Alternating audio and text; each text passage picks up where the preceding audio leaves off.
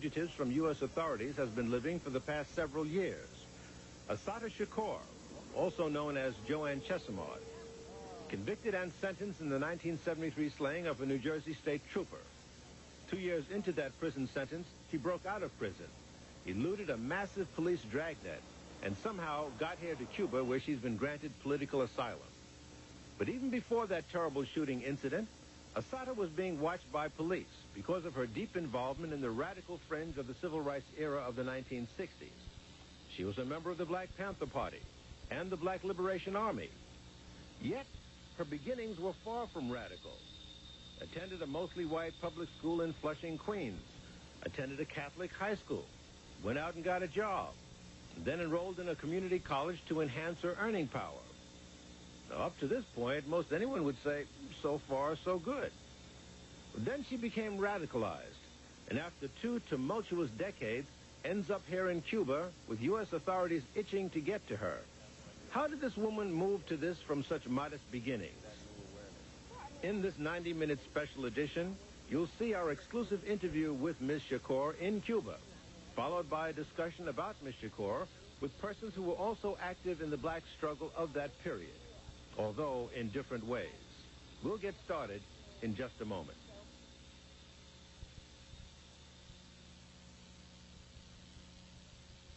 During our short stay in Havana. At the site of the old fort overlooking Havana's main harbor that offers a commanding view of Havana's waterfront, and on the campus of the University of Havana.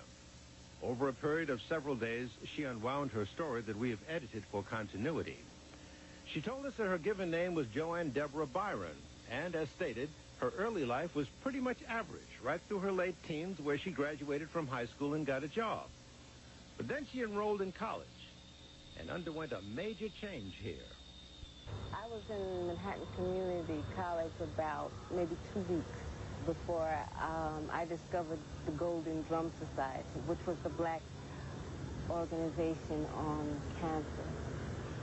And it was like an awakening. Here were these black people, and they were talking about dashikis in Africa and the richness of Africa. And I was like, huh? You know, I had just come out of this office mentality of, you know, of feeling like a servant and feeling that that was my role to, you know, type the papers. And and I went back to school basically so I could make more money. That was really why I went back. I didn't go back with any desire to learn or to explore. I went back to survive. And when I got there and I saw that there was that life was way beyond the file cabinets and the typewriters, but there was more, and that here were these black people who were into studying, who were into just talking about what was happening, talking about the war, talking about talking about what all of this meant, trying to analyze it with a kind of energy that was good, that was strong, that was rich, and I just got into it. I mean, it just was like sucked me in like a vacuum cleaner. I was there, and it was good. It made me feel alive. We're talking about the civil rights era of the 1960s now, where the black struggle against injustice was in full swing. The old order of segregation and bias was being subjected to a massive and varied challenge. Dr. King's tactics of passive resistance were viewed as radical at the time. And then black students formed their own faction, which was similar to Dr. King's approach initially, with the special aggressive energy of youth. We were the troops. We were the people who went to Selma 2 years before Dr. King ever saw that town. We were the people who went into rural Mississippi when the NAACP told us it was too dangerous, that you had to attack Mississippi from the outside, not from the inside. We were the people who, working for $10 a week, went all over the rural South in extremely dangerous circumstances, risking life and limb, going to jail, being beaten, harassed by policemen, not eating right, not having any clothes to wear. And I think, without trying to be too modest, that we were the glue that held all of this movement together. Dr. King was the articulator and the spokesman. The SCLC workers became the instant organizers, go into a town, spend a couple of weeks, stir up emotion and passion, bring in Dr. King, makes a speech, have a march, out the next day. We were there for the long haul. There was the NAACP fighting the battle through the courts, the Urban League fighting the fight with corporate America, and a host of other civil rights groups. The thing that influenced me the most was history, reading and understanding that black people struggled in history from Africa all the way up to the time that I was living in. It was not a process where people were enslaved and went through that whole thing as victims, that our people had a long, rich, strong history, an intellectual history, a history of struggling from taking over slave ships to strikes, to building organizations, and that was a history that was not just a matter of George Washington Carver inventing things with peanuts. And I don't mean to push him down, because I think he made a great contribution, but I'm saying that was all that I had learned before that. The only figure who had stood out was Harriet Tubman, you know, and it was Harriet Tubman, George Washington Carver, and Booker T. Washington. That was my whole concept, my whole understanding of black history up until that time. And I really thought that Lincoln freed the slaves. I really thought that the Civil War was fought for slavery. And when I started to see the real picture of what happened to us as a people, and really started to analyze what American history was all about, I began to look at things in a whole nother way, and to see that, you know, it was a systemized, that this place called America had, the U.S. of A., had systematically wiped out Indians, had systematically enslaved black people, and then after slavery was officially abolished, that the oppression didn't end. It just changed form. Joanne, as she was then known, underwent an awakening that thousands of young Americans, black and white, underwent at the time. As she became more informed, she became a highly charged young person. The next logical step was to become active. We formed a Third World Coalition, and we ran for, in the student council elections, I was one of the student representatives. That was one part of it. And then I started to be one, to just participate in demonstrations, whether anything. If it, you know, I mean, we would just get these groups, and if somebody's got a strike on 116th Street, and the whole pile of us would just go and we'd help the people that were on strike, or we'd and we supported all kinds of things, from construction workers who were struggling to break that racist structure. Fight back. Fight back.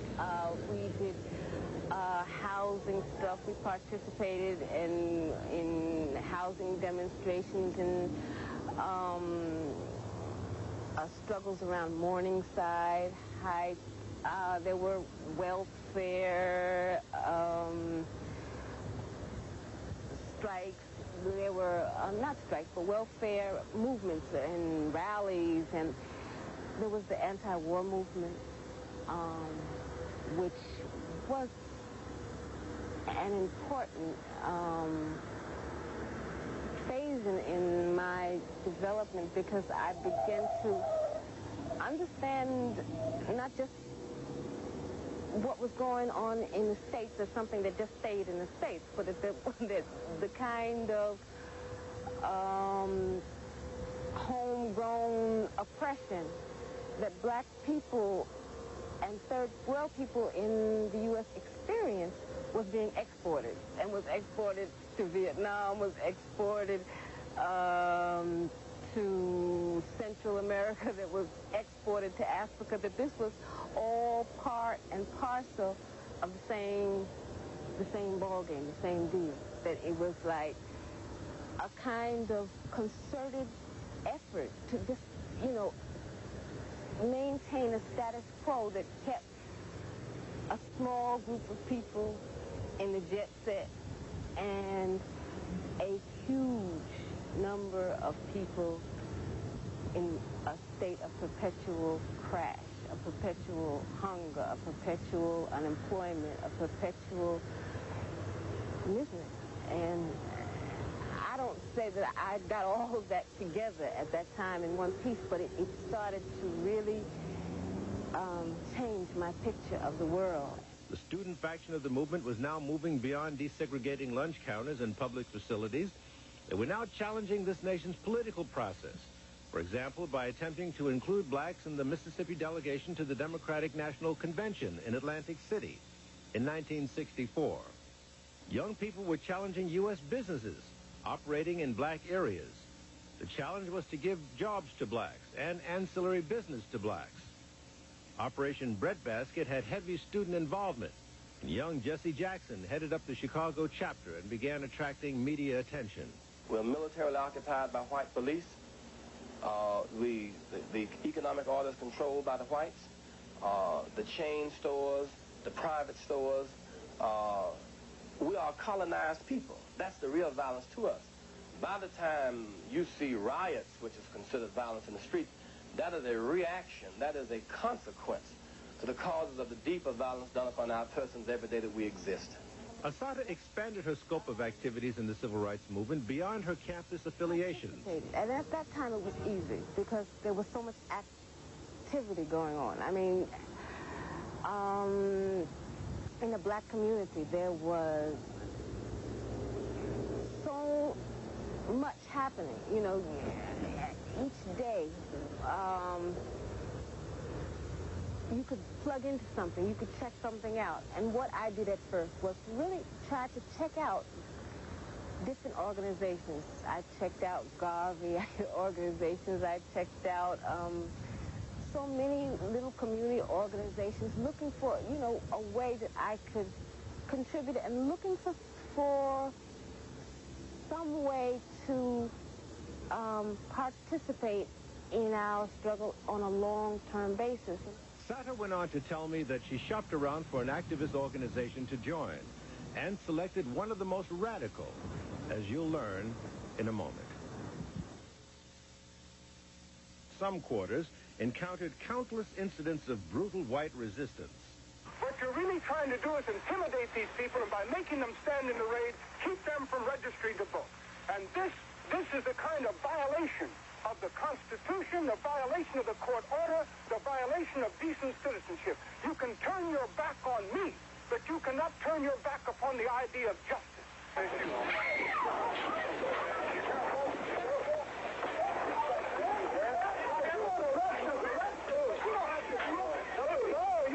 Beat us?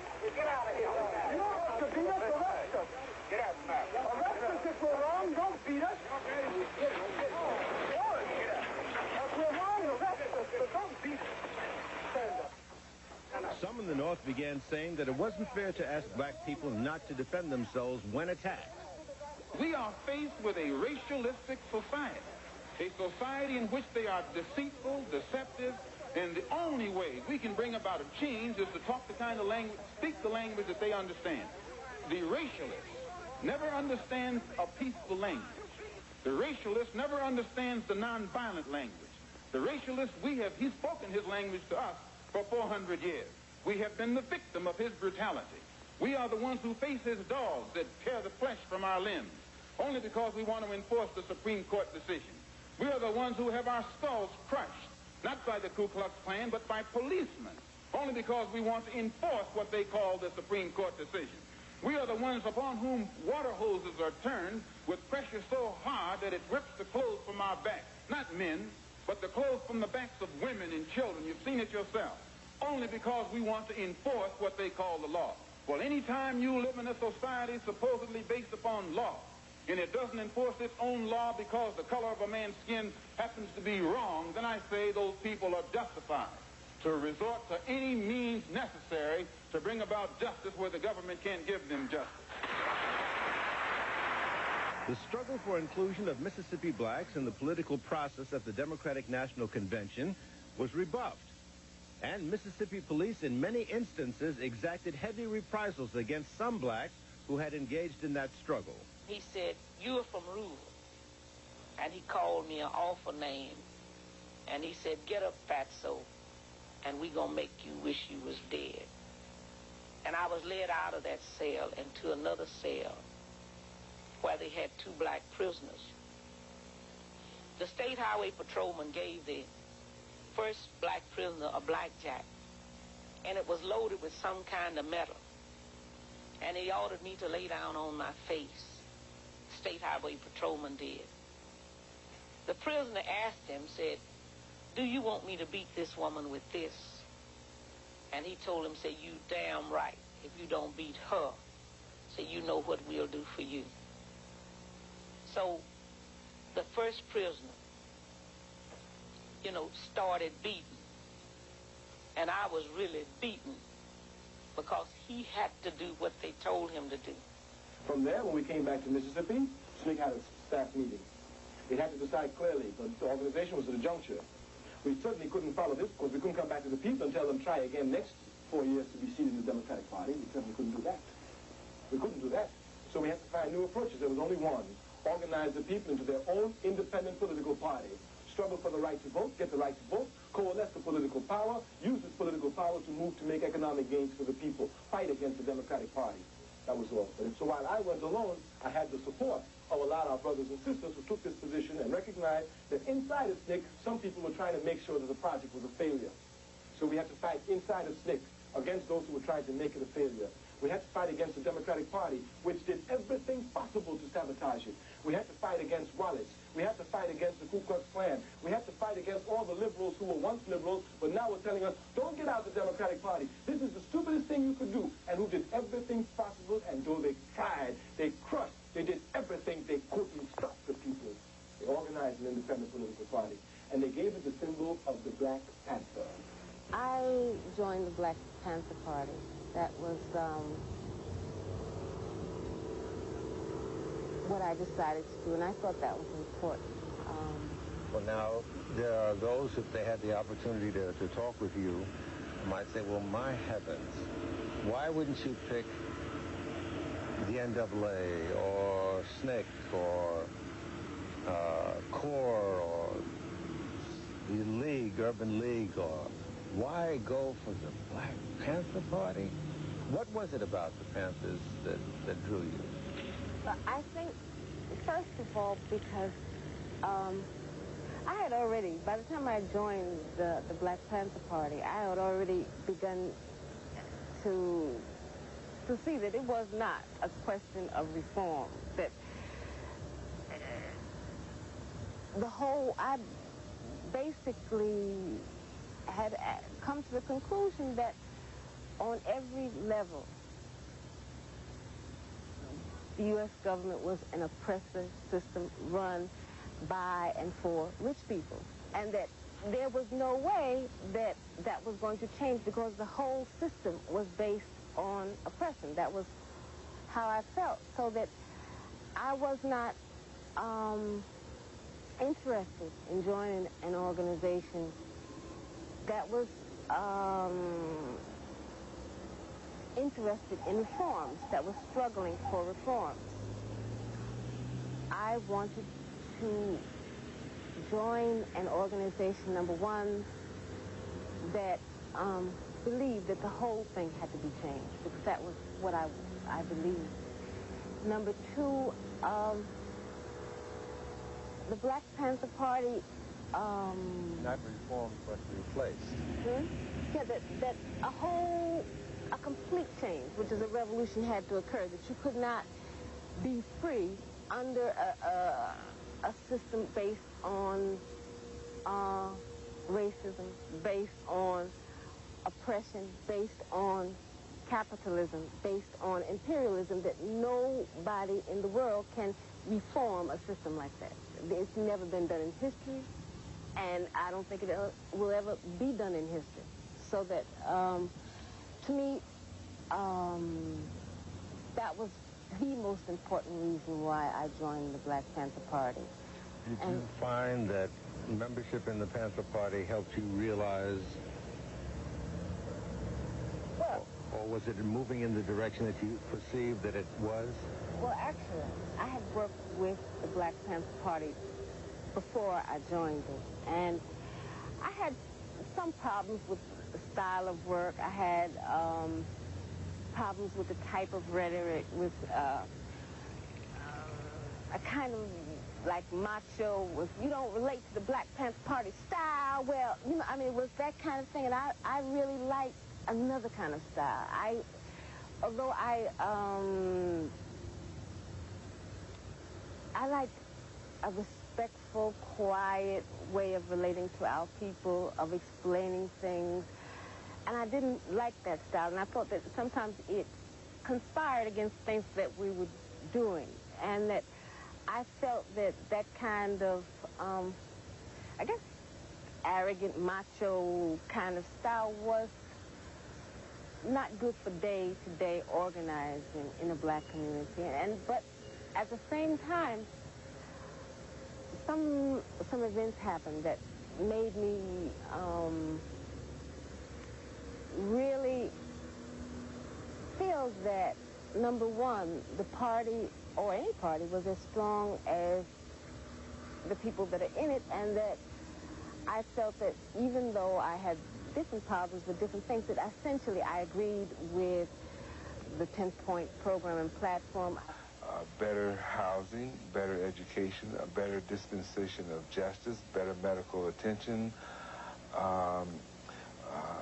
We wanted black men to be exempted from the draft, military service in the war in Indochina. We wanted an end to the exploitation of the black community by white capitalists. Later on, we just said capitalists, right? We wanted an end to police brutality and the murder of black people by the police. That was point number 7.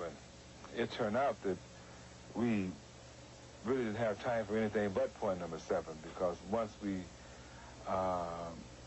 implemented that particular point by patrolling the community, and when the cops would come in their cars, and we would get behind them in our cars, and we would be armed, and when they stopped someone, we'd stop and get out of our car, and the law said that you had to stand 10 feet away, and we would stand 10 feet away, and if the cops got our line, then we got our line, and if they started shooting, then we started shooting, because we didn't feel that there was any more room for playing around with the situation.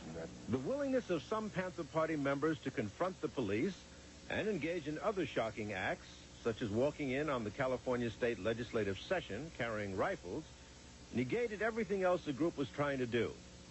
The Panthers were kept under police surveillance, and members like Assata Shakur found it increasingly difficult to conduct their other community programs.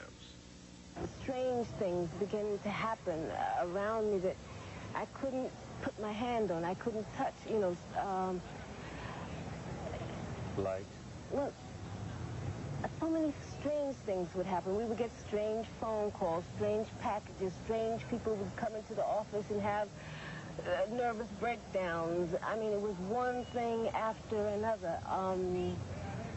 There was the leadership was under such pressure because at that time, you have to remember that the FBI had made the Black Panther Party the #1 target of the COINTEL program. We didn't know anything about COINTELPRO per se, but it was obvious that the government was attacking the party in every way possible. It was obvious that it was just something strange. You couldn't, I mean, for example, you could not, work became difficult. To go and sell up the paper, for example.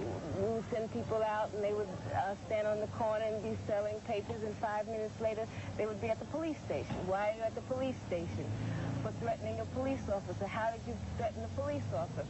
We didn't do anything. We sold the paper. It was the cops' word against the Panthers' word, and the cops would always win. So it was like,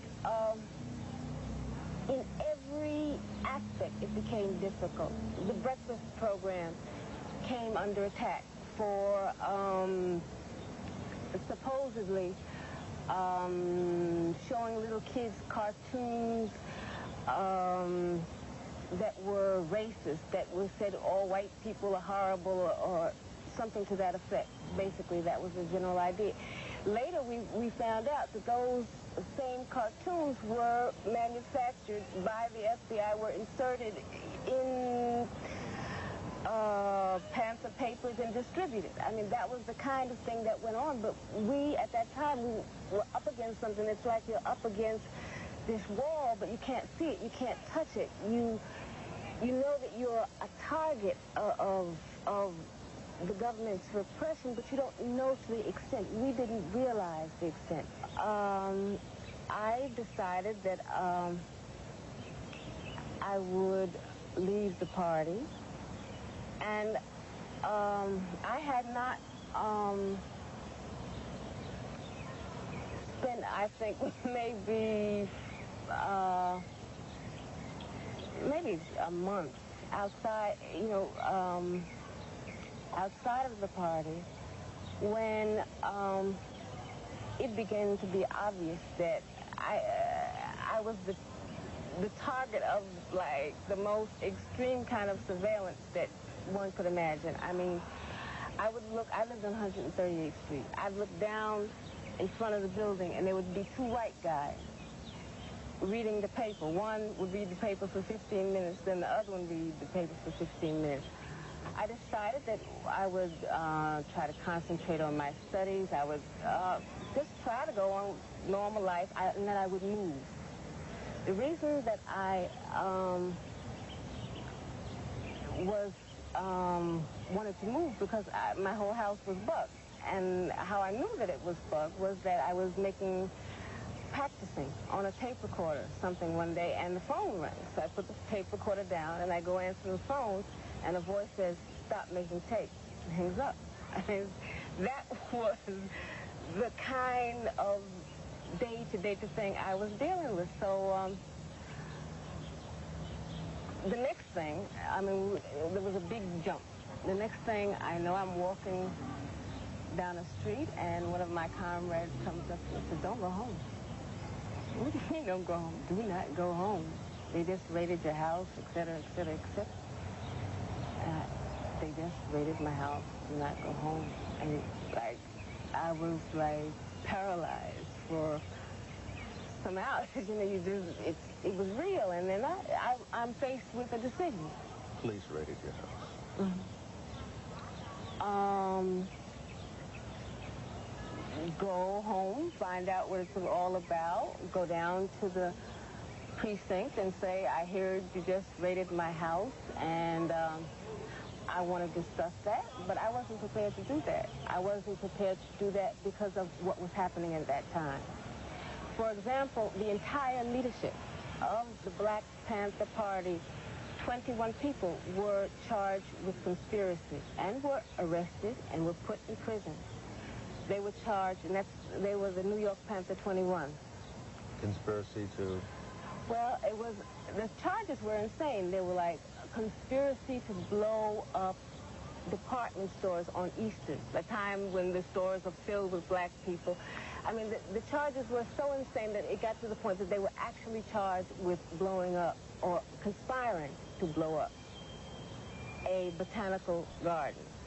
The Bronx Botanical Gardens. I mean, that was the nature of the charges. And even though, after one of the longest trials in New York City history, a jury found them guilty in like an hour or something like that. I mean, found them not guilty, excuse me, in an hour or less. They spent 2 years of their lives in prison. They had a bail of $100,000 each. And at that time, one of the most common tools of repression that the government used was the conspiracy trials. They used a whole lot of other things. It later came out. But at that time, it was obvious that if you breathe wrong, you get charged with conspiracy, or you get charged with inciting a riot, and then they give you another charge of inciting a riot. And it happened not just to Bobby Seals, not just to Rat Brown. It happened to so many people. So all of this was swirling around the raid on your house. So what option did you take? You said you had a couple of options. Mm-hmm. What did you decide to do? I decided to make myself unavailable. I decided to disappear. They said that they were looking for me for the charge of harboring a fugitive. And that was what I thought was the charge outstanding against me. And I never got charged with that, in fact, officially. Why did you make yourself scarce? Because you thought that they were going to arrest you? They wanted to, yes, I thought they were going to arrest me. And not only was I afraid that they were going to arrest me, I was afraid of what else, much more afraid of what else they would do. Be specific. What do you mean? Well, I was afraid that they would torture me, beat me. For example, Joan Bird, who's my co-worker in the medical cadre, had been beaten brutally. She was one of the Panther 21, hung outside of a window. If you see any of the pictures of her at that time, I mean, she was unrecognizable. The woman had been beaten beyond belief. And there was no guarantee that they would not do the same thing to me. And given the way that they were following me, all the things that were happening to me, I assumed that that was definitely, if not a possibility, a probability. Mm-hmm. So you hid out. When was this? This was in 71. I believe that this happened in about the end of 71. You changed your appearance? Somewhat, yeah. Mm-hmm. You left town or you stayed in town? Okay, no comment. No comment. Right. How long did this continue? Well, this continued for about 2 years. And, was a warrant issued for your arrest? Well, let me tell you, what started to happen was that the government became more and more and more desperate in terms of their search for me. I think that they were under the impression that I had this wealth of information that they could beat out of me or torture out of me. What they did was they started a campaign to try me in the newspapers. And they set up a scenario which gave me very little possibility of remaining alive for much time. What they did, they began to charge me with everything and anything that any woman in the New York area was involved in. They began to charge me for things that only men had been involved in. And if they could not, if there was no stretch of the imagination that they could say I had been involved, what they would do is say, well, she planned it. Let me just clarify something. There were some charges. There was one charge that was out against me. I was accused of, in 1971, there was a charge of attempted robbery that was out against me. That was one that I was formally charged with that. It was later dismissed, but there was a charge against me. I don't want to give a false impression. But all of those charges that were the front pages of the Daily News, all of those day-to-day scandal sheet charges, I was never charged with officially. just imagine you. Tomorrow someone says, you're wanted for murder. What do you do? How do you deal with that? Either you turn yourself in and subject yourself to whatever may happen to you, or you run the risk of any cop, anywhere, coming and just blowing you away. Because once an accusation is made, then your life is worth 2 cents. I mean, and in my case, they set up a series of events that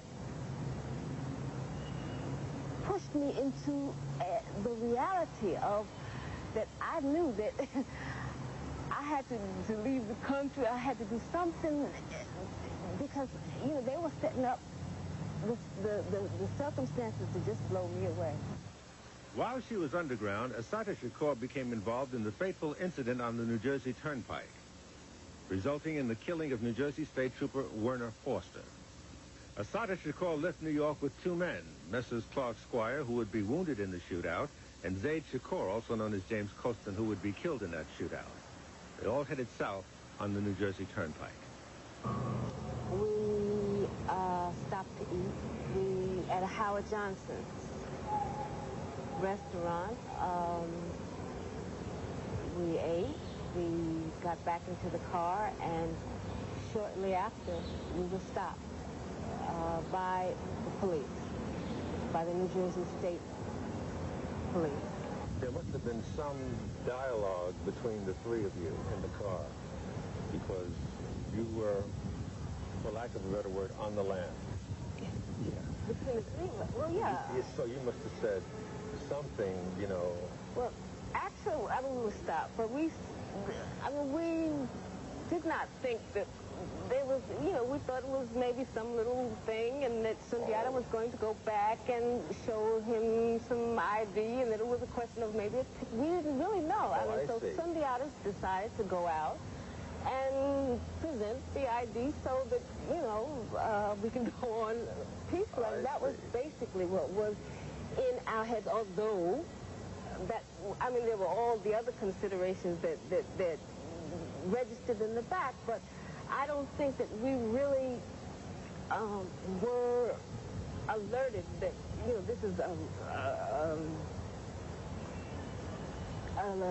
situation where they're going to start shooting in the car. I mean, I was not thinking that, really. I said, well, this is, you know, I was nervous. I was like, okay, you know, but I didn't think that it was going to be all that. Can you tell me what he said to you as best you can recall? I can't. Was it something, did he call you by name? Did he talk about, you weren't driving? No. The driver had gotten out of the car. He came to the car and started to question me, and where we were going, what, you know, that kind of stuff. And then he said, put your hands, you know, in front of you where I can see them. And which would have been the dashboard, I guess, inside the car. No, I was facing him. You know, he had a gun in my face, and I put my hands out like this. And in a matter of seconds, I was shot. I mean, it was like a nightmare. It was like, you know, it's like when you dream. And it didn't seem real, but it happened. There are many, however, who disagree with Miss Shakur's account. Among them, the jury who heard the case against her and found her and Charles Squire, her surviving companion in the car, guilty of murder. The superintendent of New Jersey State Police also differs with Miss Shakur. He agreed to be interviewed, where the prosecutor of the case, the presiding judge, the FBI, and the U.S. State Department did not. Our troopers were on patrol. Werner Forster and Jim Harper. They saw an automobile, and I may be wrong on some of my details because it's been some time. Yeah. But the inspection sticker on that automobile did not match the license plate. They saw the sticker, they recognized it. They knew that the origin of the car was not the same as the origin of the license plate. They stopped the car. As they were questioning them, there were three people in the car, Joanne Chesimard, Clark Squire, and James Costin. A gun battle ensued. We charged Joanne with shooting and causing the death, being part of the group that caused the death of Trooper Werner Forster, who was murdered at the scene. James Costin was killed at the scene. Clark Squire escaped. We caught him locally about 3.5 days later. Joanne Chesimard was shot in the car. Trooper Harper was wounded. There was a violent exchange. I was shot once under my arm and once from the back. The bullet under your arm, where did the bullet come out? It didn't. The bullet is still there. It's still in you? Mm-hmm. It went through here. It broke this bone, and it's still in my chest. I was, this hand was paralyzed. Harper stopped the car. Forster came up behind. But Werner was completely removed from this kind of mix that would give rise to the argument that this was a racial confrontation. It wasn't a racial confrontation. Joanne Chesimard was one of the most sought-after fugitives in this nation. Every policeman in New York or Los Angeles was, in one way or another, looking for Joanne Chesimard.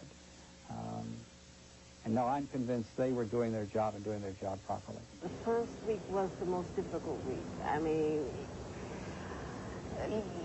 if you can imagine what what they did when they found out who I was. They wanted information. They thought I had it.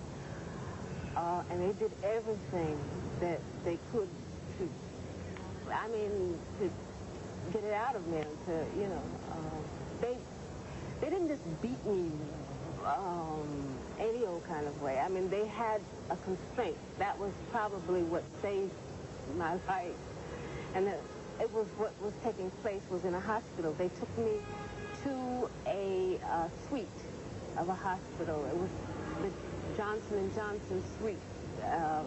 It's where executives go. And in order to get into the hospital room, you had to go into a living room, which was attached next door, so they controlled who came in, who didn't. And I was accused of killing a state trooper, and state troopers for 2 weeks guarded me, quote unquote. And you can imagine, they did everything they could. Every day was going to be my last day on earth. When they get next to the bed, they cuffed me to the bed, and the cuffs were sticking in my legs until, they started to swell. Where does it hurt? Does it hurt here? Does it hurt here? That was part of what happened. Jill, let me tell you something. I've been working with offenders for 35 years, and I can't think of an offender who would have been better guarded, or an offender against whom we would have guarded against any kind of improper activity than Joanne Chesimard. I think that it would have been foolhardy for anyone to have done things like that. I'm certain that the troopers who guarded her were not in love with her, but I'm also certain that those troopers were clear in their minds that if they didn't watch what they were doing, someone was going to take her away from them. And I've listened to all the reasoning. I've listened to all the accusations. I don't believe them to be very candid. I opened my eyes, and I was trying to adjust to the light, and I kept looking at something that was next to me, and I realized what it was. I was looking at a plastic bag, and that inside that plastic bag was they. And then I heard a voice say, if you don't tell us what we want to know, this is what's going to happen to you. Assata Shakur was tried and convicted of murder by an all-white jury. She was issued a mandatory life sentence. Clark Squire, who was also in the car with Miss Shakur, had been similarly convicted and sentenced in an earlier trial. I was convicted of killing a New Jersey state trooper, which is a state offense. They transferred me under an agreement called the Interstate Compact Agreement, which says they can take any prisoner in the U.S. and transfer them anywhere they want to. So they transferred me to a prison in Alderson, West Virginia, which is the federal prison for women, to a prison within a prison, the maximum security unit or something I was called. In that prison, I found that it was the exact opposite of all the experiences that I had seen in prison. In my whole time in prison, most of the women are black or Puerto Rican. The only black woman in the maximum security prison at Alderson, West Virginia. In a prison with the Aryan Sisterhood, about 11 or 12 members, people who wore swastikas on their jeans, who took pictures in giving the Hitler salute. I was in prison with them and with the Manson family. Women, they call themselves red and blue. One was Squeaky Frome and the other one was Sandra Good. And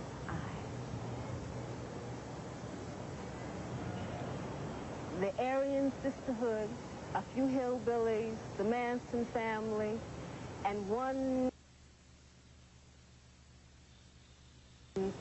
other woman who, Rita Brown, who was not she was a revolutionary woman, but white.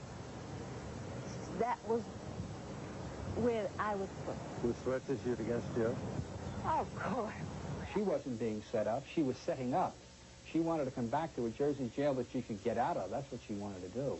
And she did it very skillfully. Is it true, what she claims, that she was incarcerated with the woman who shot Gerald Ford, some Manson women, and some female white Nazis or something? I'm not sure about the others, but she certainly was incarcerated with, was it Streaky Frome?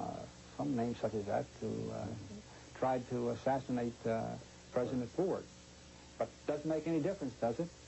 She was incarcerated with all kinds of murderers when she once got to Clinton Farms here in New Jersey. Fortunately, this unit was closed down. Not because of any kindness on the part of the Federal Bureau, but these women were all white women. So that their considerations were taken into account, and they decided that that unit would be closed. I was then sent, first I was put in the hole for a while until they figured out what they were going to do with me, and after that they sent me to New Jersey, to Clinton Prison for Women. They sent me to the maximum security section of Clinton. But what they did was they told all the women, nobody from now on will be able to work in population, in the prison population. So all the women who were had jobs or went to school with the other prison population now had no jobs, no schools, no programs, and were just locked down in that little area. And of course, you know, the cause of it, what was the cause? Her. They moved women out of that area who they thought might be somewhat sympathetic and flooded the area with women who were notorious rats for the prison administration. So I was looking at all this, and I said, well, I think that they're going to try to kill me, you know. And the prison was constantly instigating things, you know. Well, if it wasn't for her, you know. So I decided. You decided? Yeah, it was time. It was time. To escape. To try to escape. And that's what I did. When she was sent to Clinton, we knew that at some point in time she'd be rescued, and she was. It happened on November 2nd, 1979. Miss Shakur broke out of the maximum security facility for women in Clinton, New Jersey. And I say it wasn't an escape, it was a rescue, because people came in from the outside, assaulted that facility, and took her out. They took her from there to East Orange, We know that from East Orange, she eventually found her way to Pittsburgh, Pennsylvania, and/or went out of the country and came back to Pittsburgh. I'm not quite sure. But if you are to listen to the testimony of James Costin, who was a witness, a cooperating witness in the Nyack trial, he put her on an airplane in an airport, probably JFK, and she was bound somewhere for the Mediterranean. I escaped. It was a clean escape. No one was hurt. I planned it as well as I could plan it, and that's all I got to say about it.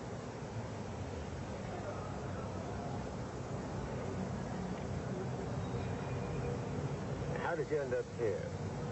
What can you tell us about that? Well,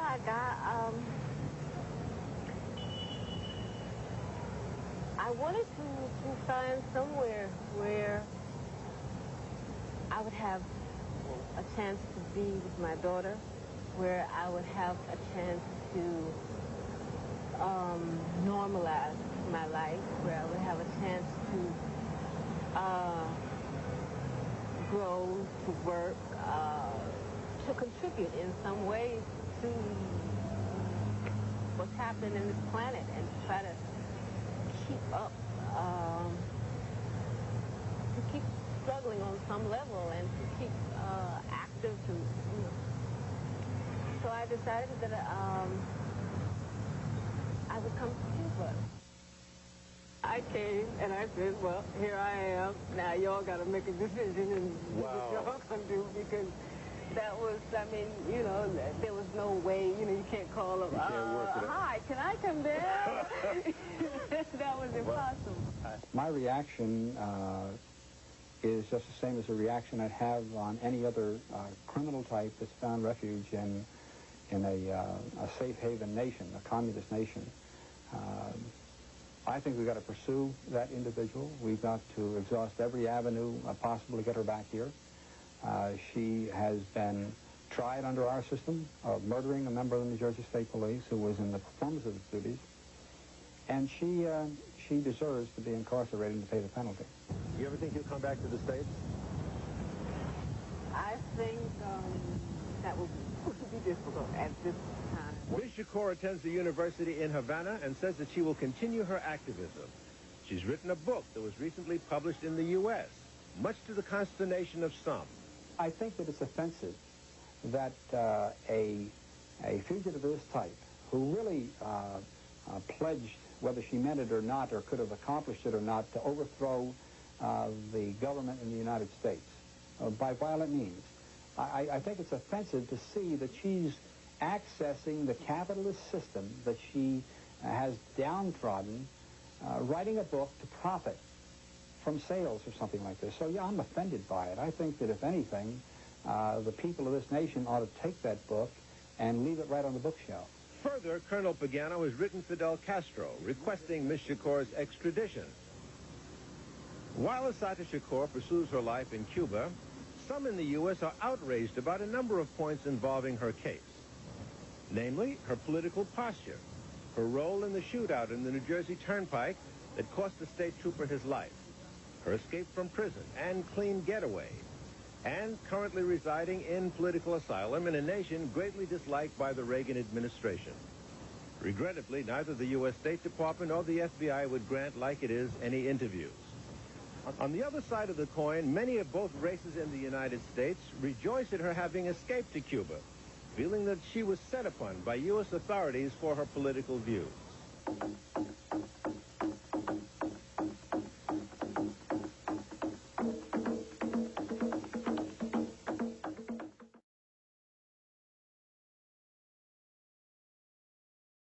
Learn or to explore. I've been back to survive. And when I got there and I saw that there was another, that life was way beyond the file cabinets and the typewriters, that there was more, and that here were these black people who were into studying, who were into just talking about what was happening, talking about the war, talking about talking about what all of this meant, trying to analyze it with a kind of energy that was good, that was strong, that was rich, and I just got into it. I mean, it just was like sucked me in like a vacuum cleaner. I was there, and it was good. It made me feel alive. We're talking about the civil rights era of the 1960s now, where the black struggle against injustice was in full swing. The old order of segregation and bias was being subjected to a massive and varied challenge. Dr. King's tactics of passive resistance were viewed as radical at the time. And then black students formed their own faction, which was similar to Dr. King's approach initially, with the special aggressive energy of youth. We were the troops. We were the people who went to Selma 2 years before Dr. King ever saw that town. We were the people who went into rural Mississippi when the NAACP told us it was too dangerous, that you had to attack Mississippi from the outside, not from the inside. We were the people who, working for $10 a week, went all over the rural South in extremely dangerous circumstances, risking life and limb, going to jail, being beaten, harassed by policemen, not eating right, not having any clothes to wear. And I think, without trying to be too modest, that we were the glue that held all of this movement together. Dr. King was the articulator and the spokesman. The SCLC workers became the instant organizers, go into a town, spend a couple of weeks. Up to this point, most anyone would say, so far, so good. But then she became radicalized, and after 2 tumultuous decades, ends up here in Cuba with U.S. authorities itching to get to her. How did this woman move to this from such modest beginnings? In this 90-minute special edition, you'll see our exclusive interview with Ms. Shakur in Cuba, followed by a discussion about Ms. Shakur with persons who were also active in the black struggle of that period, although in different ways. We'll get started in just a moment.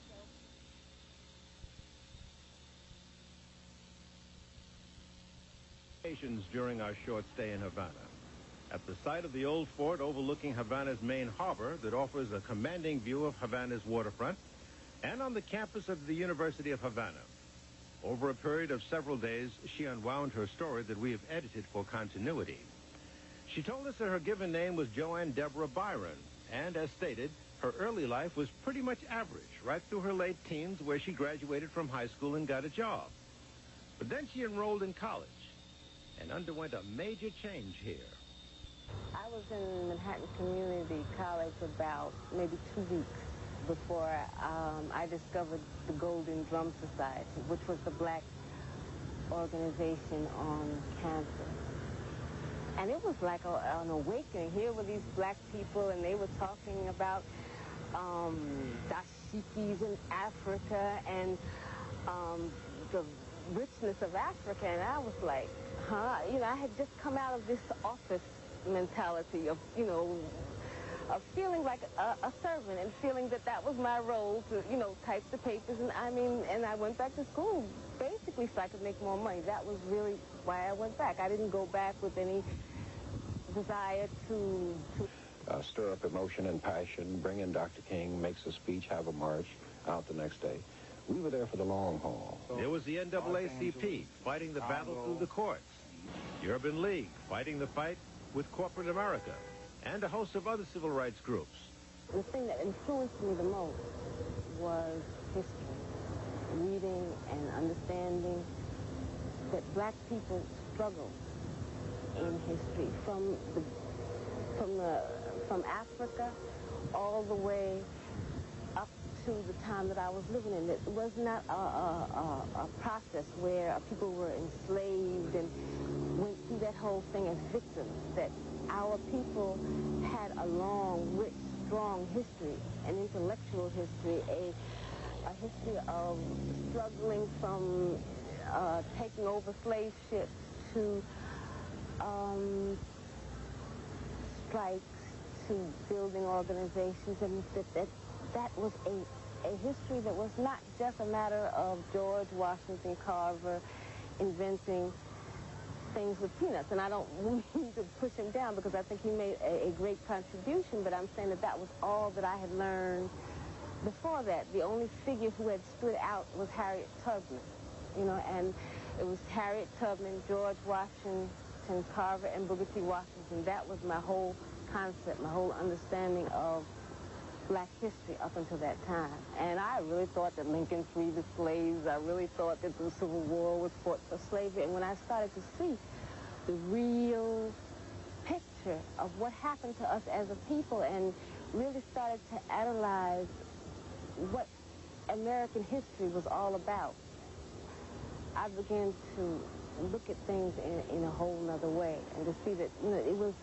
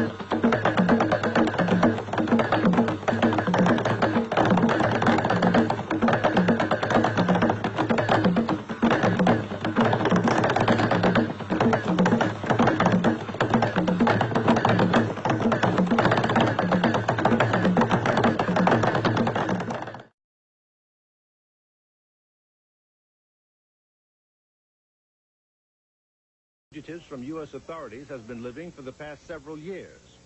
Assata Shakur, also known as Joanne Chesimard, convicted and sentenced in the 1973 slaying of a New Jersey state trooper.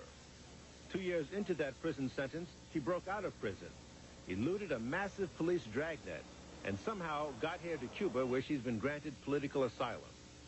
But even before that terrible shooting incident, Assata was being watched by police because of her deep involvement in the radical fringe of the civil rights era of the 1960s. She was a member of the Black Panther Party and the Black Liberation Army. Yet, her beginnings were far from radical. Attended a mostly white public school in Flushing, Queens. Attended a Catholic high school. Went out and got a job. Then enrolled in a community college to enhance her earning power. a systemized, this place called America had, the U.S. of A. had systematically wiped out Indians, had systematically enslaved black people, and then after slavery was officially abolished, that the oppression didn't end. It just changed form. Joanne, as she was then known, underwent an awakening that thousands of young Americans, black and white, underwent at the time. As she became more informed, she became a highly charged young person. The next logical step was to become active. We formed a Third World Coalition, and we ran for, in the student council elections. I was one of the student representatives. That was one part of it. And then I started to be one, to just participate in demonstrations, whether anything. If it, you know, I mean, we would just get these groups, and if somebody's got is got a strike on 116th Street, and the whole pile of us would just go and we'd help the people that were on strike, or we'd and we supported all kinds of things, from construction workers who were struggling to break that racist structure. Fight back. Fight back. We did housing stuff. We participated in housing demonstrations and struggles around Morningside Heights. There were welfare strikes. There were, not strikes, but welfare movements and rallies.